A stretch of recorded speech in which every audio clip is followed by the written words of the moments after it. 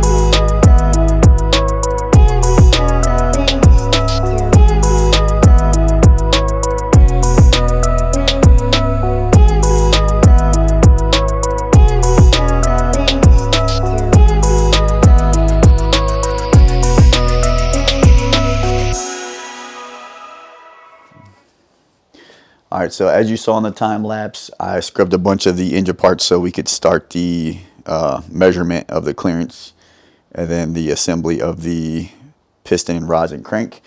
I'll go into depth of what I did a little bit. So when we washed this block, I tried to flip it over multiple times during the scrubbing of it. So I used all-purpose cleaner at first, scrubbed it down real good. I then rinse it off real good, and then use WD-40, and then use the compressor to blot all the passages. You can see our cleanup job. I think it came out okay. You can kind of see down in that passageway a little bit now. So it took a lot of that flashing off. I didn't take it all out because I didn't want to take too much off, and I smoothed this out as much as I could. I think it's going to be fine. It's not too bad. It looks a lot worse than what it really is. So yeah, going back to the cleaning, scrubbed it real good. At the very end, we did WD-40 and then blew it out multiple times. And then I let it sit overnight with the block upside down so that way it could all drain out. It'll drain out of these passages, all the stuff you scrub in there. Hit this part right here with a brass brush because there was a little bit of crap or whatever right here, but I got it all cleaned up so it's nice and shiny now. You can still kind of see some of the stuff that comes out of it when you hang it upside down. Another thing too, I took a look at the oil jets to make sure they're in the right place. The one in the back should have a ball valve in it, and the one in the front should just be a restrictor.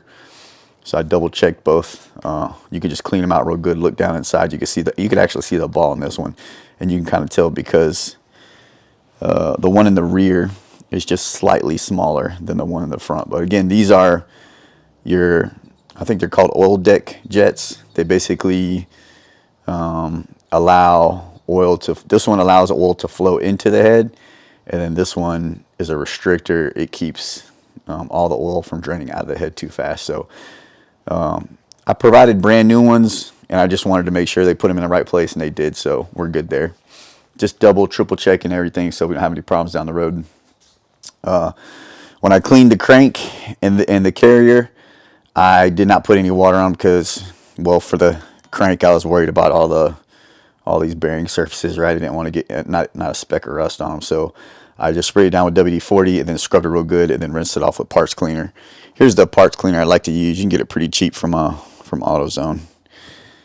And then going on to these parts right here, I cleaned these parts really good. This is the oil pan pickup, and these are some plates that go in the bottom of the block, as well as these squirters. Now these squirters, what I did was I made sure to shoot parts cleaner through both ends to make sure they're nice and clear, and then I checked there's actually like a spring and a valve in there, so I just made sure that each of them worked and was cleaned out really nice and neat, because you don't want to have any issues with oiling.